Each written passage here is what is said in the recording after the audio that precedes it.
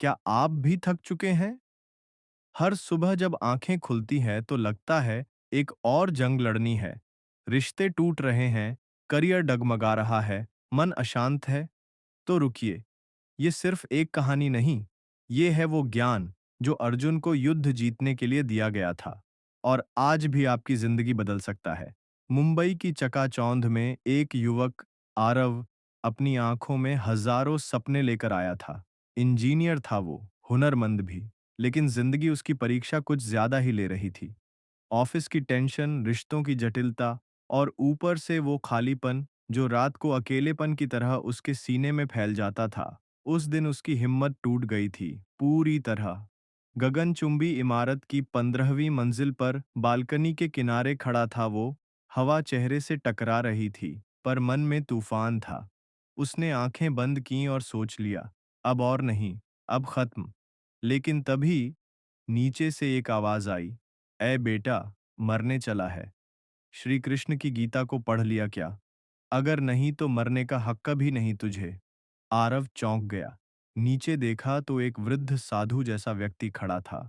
गेरुए वस्त्र, सफेद दाढ़ी और आंखों में एक अजीब सी शांति, जैसे वो सब कुछ जानता हो। वो बोला, अगर जिंदगी से सच में हार मान ली है, तो कल सुबह 4 बजे मंदिर के पीछे आ जाना।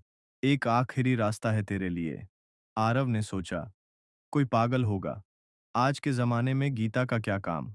लेकिन दिल के किसी कोने में एक हल्की सी रोशनी सी जगी थी। और अगली सुबह वो वहां पहुंच गया। मंदिर के पीछे वही वृद्ध बैठा था। उसके हाथ में गीता की एक पुरानी पुस्तक थी, धूल से ढकी, पर जैसे स्वर्ण से चमकती हो। वो मुस्कुराया, अर्जुन भी टूट गया था, बिल्कुल तेरे जैसे। लेकिन श्री कृष्ण ने कहा, कर्म किए जा, फल की चिंता मत कर, बस यही समझना है तुझे। आरव झुंझलाया, पर बाबा, आज के जमाने में ये कैसे काम करेगा? जब सब रिजल्ट पर चलता है, तो फल की चिंता कैसे न करें? बाबा ने शांत स्वर में कहा, समस्या यही है पुत्र, तुम कर्म को नौकरी समझते हो और फल को पैसा, प्रमोशन या रिश्तों की जीत। पर गीता कहती है कर्म पूजा है और फल वो ईश्वर की मर्जी। फिर आरव को रोज बुलाया जाने लगा। हर दिन एक नया श्लोक, एक नई सीख। धीरे धीरे आरव को लगने लगा जैसे श्री कृष्ण खुद उसे जीवन का पाठ पढ़ा रहे हों। एक दिन बाबा ने कहा, शरीर दुखी होता है, आत्मा नहीं। तुम दुख शरीर के साथ जोड़ रहे हो, आत्मा के साथ नहीं। तुम शरीर नहीं हो बेटा, तुम वो आत्मा हो जो अजर है, अमर है। आरव सोच में पड़ गया, क्या सच में मैं केवल ये शरीर नहीं?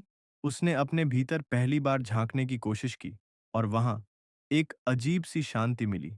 फिर बाबा ने उसे मन को जीतने का तरीका सिखाया। मन ही तेरा मित्र है और वही तेरा दुश्मन भी। अगर तू मन का स्वामी बन गया, तो सारा संसार तेरे चरणों में होगा। आरव ने ध्यान शुरू किया, सिर्फ 10 मिनट हर सुबह। और पहली बार ऑफिस में जाते हुए उसके माथे पर शिकन नहीं थी, मुस्कान थी। धीरे धीरे उसकी बातें बदलने लगीं। जहां पहले हार से डर लगता था, अब वहां जिज्ञासा होती, देखते हैं आज क्या सीखने को मिलेगा। जहां पहले लोग धोखा देते थे, अब वो सोचता, कोई बात नहीं, ये भी मेरे कर्मों का फल है, मैं अपना कर्म करता रहूंगा।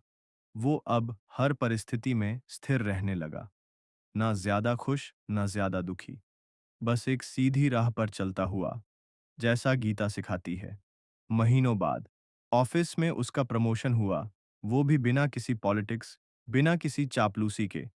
आरव को यकीन नहीं हुआ, पर उसकी आंखों में खुशी से ज्यादा आभार था। वो दौड़ता हुआ मंदिर के पीछे गया, लेकिन वहां कोई नहीं था। वो वृद्ध साधु जैसे गायब हो चुका था। पूछा तो पुजारी ने कहा, यहाँ तो कोई नहीं आता बेटा। हाँ, कई साल पहले एक बाबा आते थे, कहते थे, मैं श्री कृष्ण का दूत हूं। आरव की आंखें भर आईं। क्या वो सच में श्री कृष्ण ही थे? दिल में एक ही आवाज आई, हो सकता है, जब भक्त सच्चे मन से पुकारे, तो भगवान खुद भी आ जाते हैं। अब आरव हर सुबह गीता खोलता है, एक श्लोक पढ़ता है और उसे जीने की कोशिश करता है। वो जानता है, जिंदगी में हार जीत नहीं, कर्म जरूरी है। वो समझ गया है, जो हुआ अच्छा हुआ, जो हो रहा है वो भी अच्छा है, और जो होगा वो भी अच्छा ही होगा। और आज मैं आपसे पूछता हूँ, क्या आपने कभी गीता को पढ़ा है? क्या आप भी जीवन के संघर्षों से जूझ रहे हैं? क्या आपका मन भी चुपके से चिल्लाता है, बस अब और नहीं? तो रुकिए, एक बार गीता को खोलिए, क्योंकि जो ज्ञान अर्जुन को युद्ध जितवा गया, वही आपको जीवन के हर मोर्चे पर विजेता बना सकता है। श्री कृष्ण आज भी जीवित हैं, हमारे भीतर, बस जरूरत है उन्हें सुनने की और अपने जीवन में गीता को उतारने की। जय श्री कृष्ण। हरि ओम।